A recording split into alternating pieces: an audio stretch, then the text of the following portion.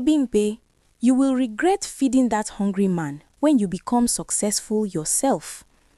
She laughed at her sister's warning, stirring the pot of ewedu soup for the broke apprentice tailor who had nowhere else to go. She believed love was enough. She believed loyalty mattered more than looks.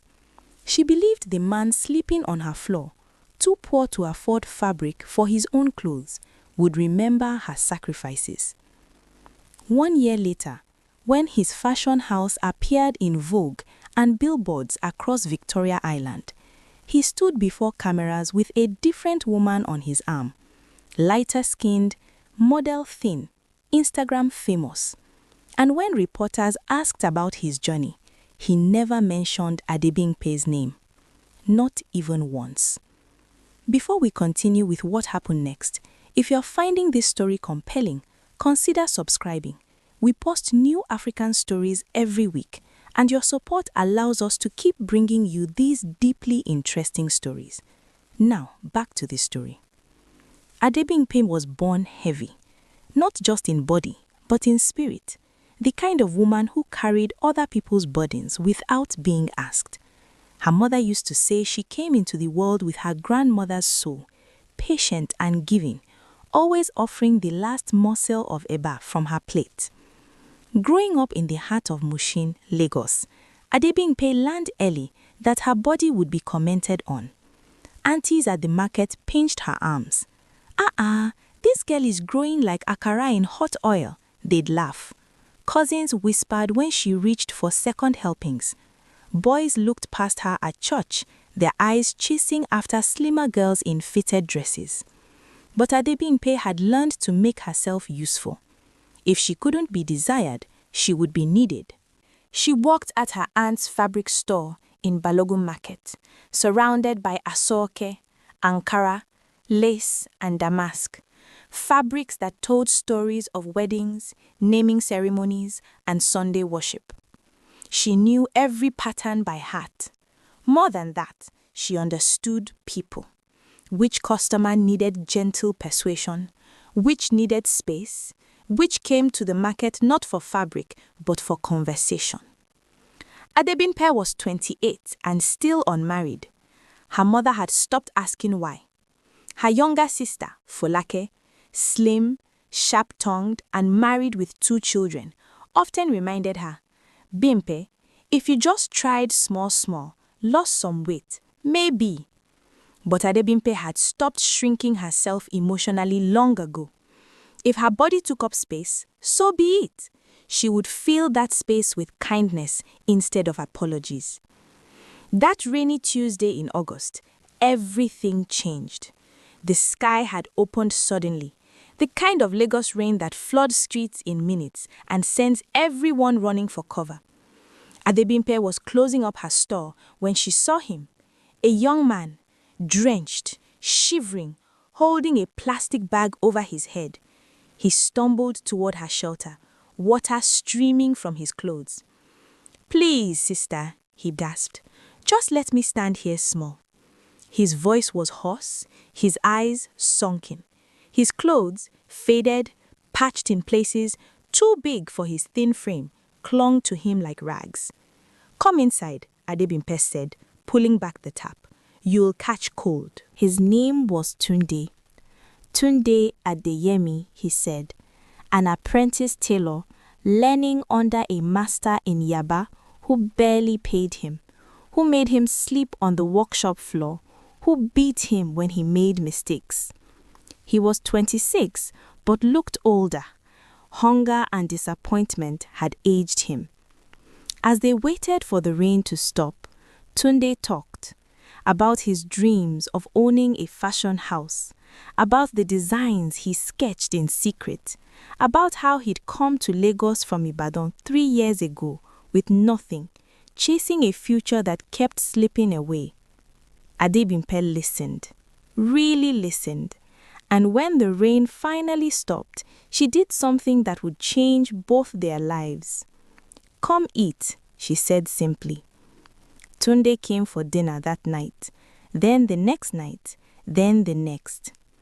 Adebimpe lived alone in a single room in Mushin, Nothing fancy, just a bed, a stove, a small wardrobe, and a cracked mirror. But what she lacked in space, she filled with warmth. She cooked for Tunde like he was family. Jollof rice, eba and a foriro, moi moi wrapped in leaves, dodo and fried fish. He ate like a man who'd forgotten what it meant to be full. "You cook like my mother used to," he said one evening, eyes glistening. Adebimpe smiled. "Then you honor her by not wasting it." Slowly, Tunde began to share his real dreams. He showed her his sketches, bold, innovative designs that blended traditional Yoruba patterns with modern cuts. Agbada reimagined with asymmetrical hems, Iro and Buba with avant-garde draping, Gele sculptures that defied gravity. "These are beautiful," Adebimpe whispered, running her fingers over the drawings. "They'll never happen," Tunde said bitterly. "I don't have money for fabric. My master won't let me work on personal projects. I'm nobody." Adebimpe looked at him for a long moment. Then she made a decision that would cost her everything. "What if I helped you?" Tunde blinked. "Help me how?" "I have access to fabric, off-cuts, remnants, damaged pieces customers won't buy. I can get them cheap or free if I ask my aunt. You have the skill. I have the materials. We could start something." Tunde stared at her. "Why would you do that for me?" Adebimpe shrugged, suddenly shy.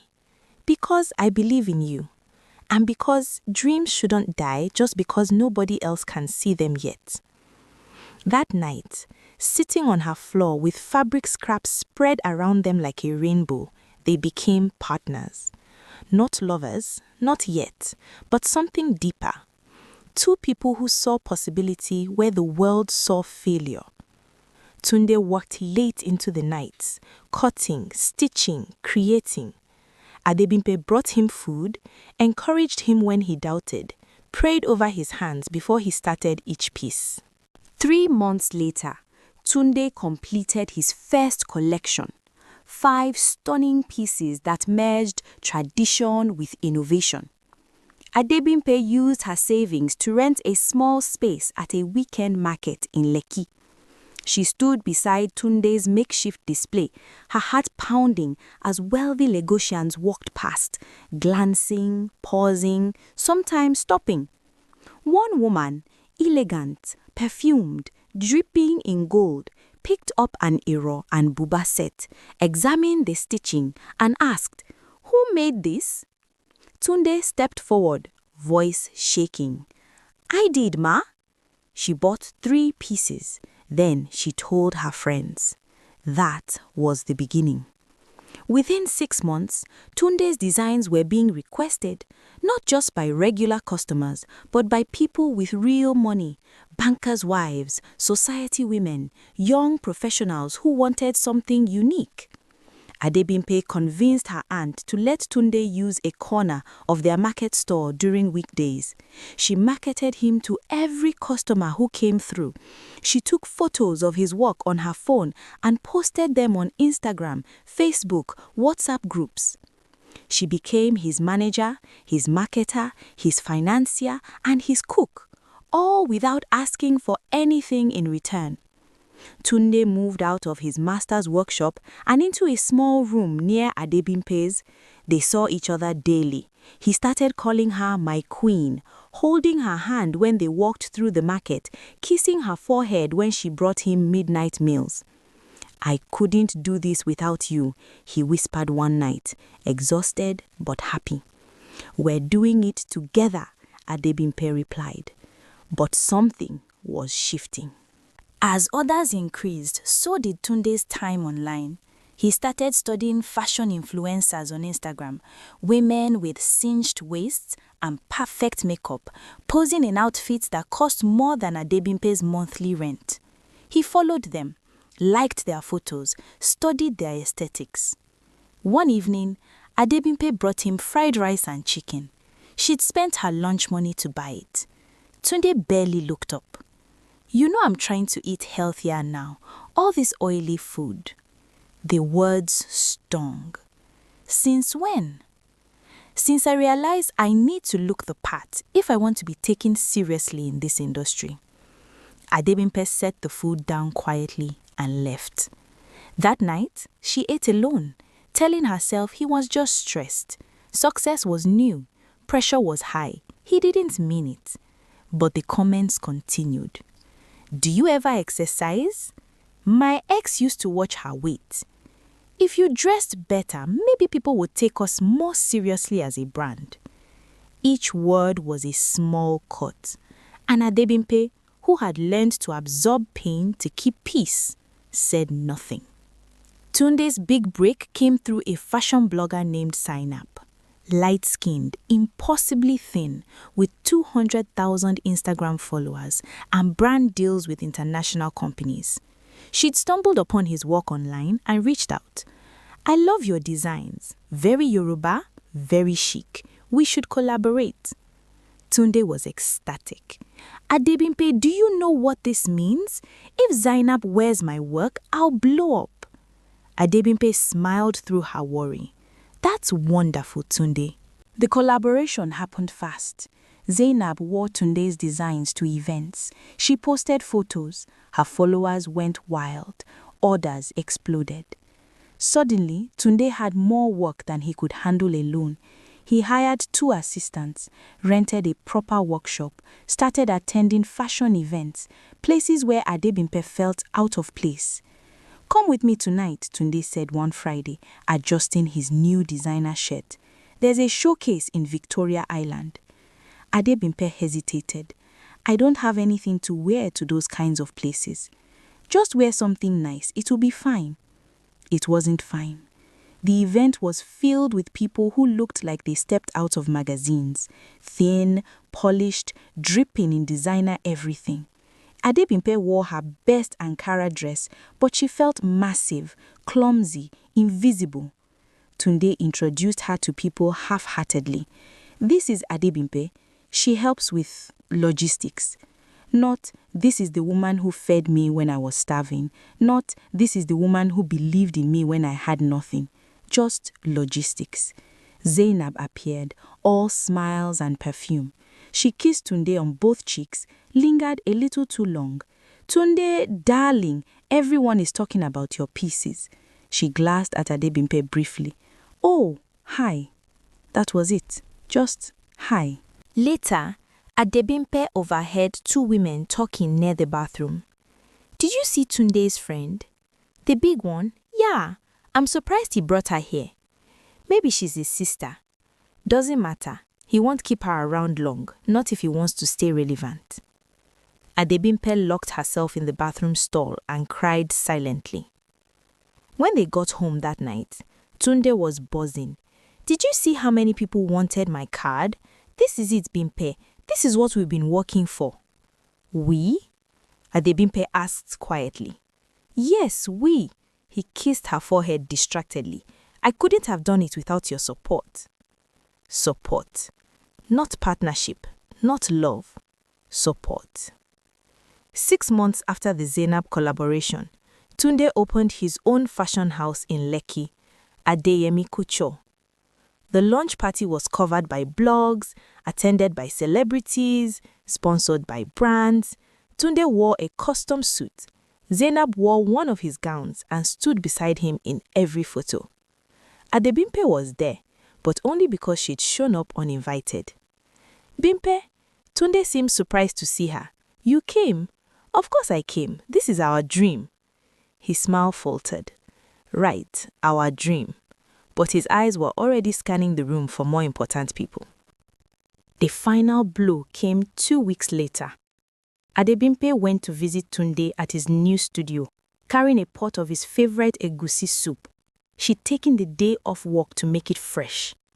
She found him with Zainab, laughing, their heads close together over a design table. When they saw her, they pulled apart quickly. Bimpe, Tunde said, standing. What are you doing here? I brought you food. I told you I'm trying to eat cleaner now. All this heavy soup and swallow, it's not good for my image. Your image. Zainab smiled thinly.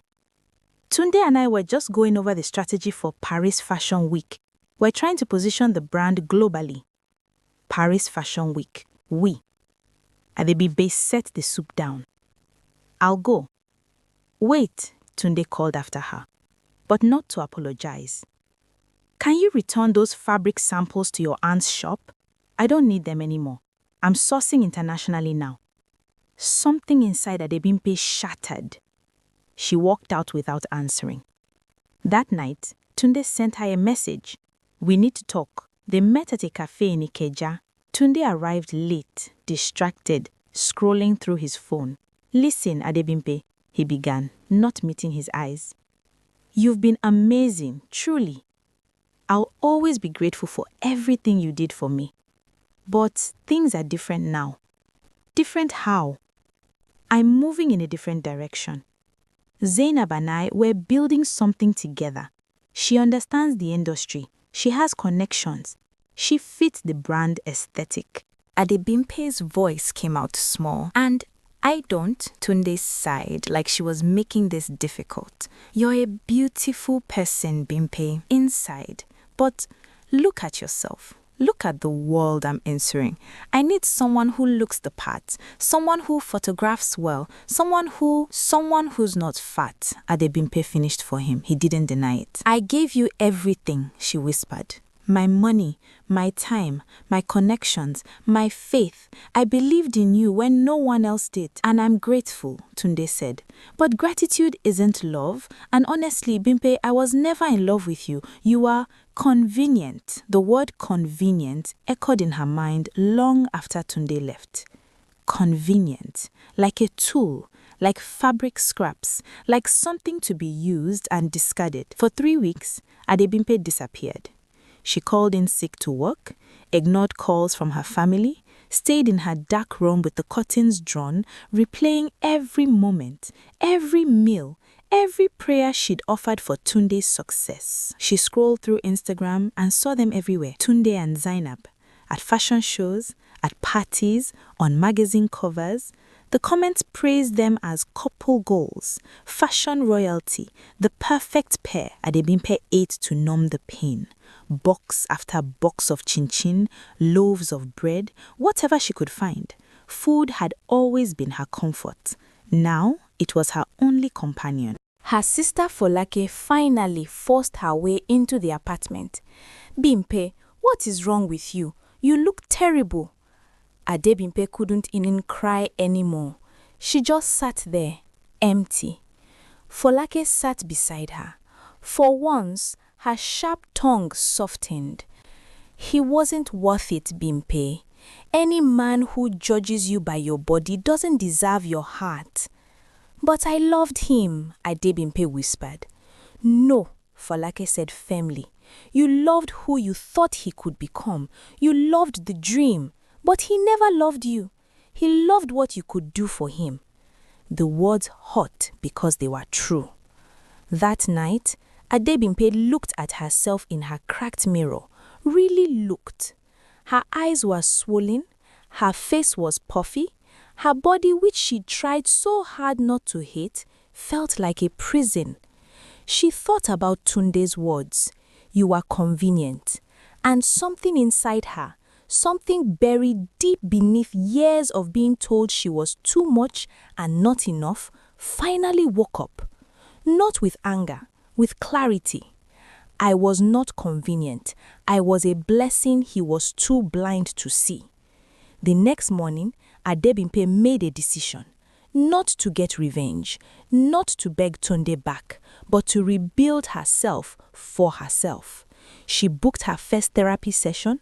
She joined a gym run by a kind trainer who focused on health, not size. She started journaling. She unfollowed Tunde, Zainab, and everyone who made her feel small. And slowly, painfully, she began to heal. The transformation was not fast. There were days Adebimpe wanted to quit.